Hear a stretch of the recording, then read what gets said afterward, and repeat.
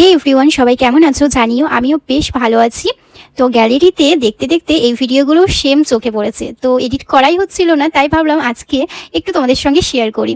এই যে দিদি আর আমি বেরিয়ে পড়েছিলাম কাটোয়াতে একটু ঘুরতে আর একটু খাওয়া দাওয়া করতে। জানো তো, যখন আমি কাটোয়া যাই দিদিকে ছাড়া আমি কোথাও বেরোই না।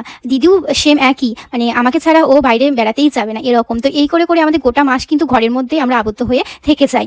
তো যাই হোক, অবশেষে আজকে টাইম একটু হয়েছে আর দিদিরও একটু মন হয়েছে যে বাইরে একটু ঘুরতে যাব আর একটু খাওয়া দাওয়া করবো। রাস্তায় যেতেই এই যে ফুচকার দোকান পেলাম সামনে, আর দিদি আর আমি থাকতে না পেরে ফুচকাটা খেয়েই নিলাম। কি যে ভালো খেতে হয় ফুচকা, মানে আমার দেশের ফুচকা মানে একটা আলাদাই স্বাদ। এখানে মানে আমি রাজকোটে তো এসে ফুচকা আমার খেতেই ইচ্ছে হয় না, কেমন জানি না ফুচকাগুলো বানায়, বাট আমাদের ওয়েস্ট বেঙ্গলের মধ্যে ফুচকা সত্যি কেউ বানাতে পারবে না, এত সুন্দর ফুচকা হয়। আর দিদির এই সময়টা না টক ঝাল খেতে খুব ইচ্ছে হচ্ছিল, তাই ভাবলাম যে ফুচকাটাই খেয়ে নিই। তারপর নেক্সট এই যে মোমো কিনে নিয়েছি, বাড়ি গিয়ে খেতে হবে, বুঝলে তো।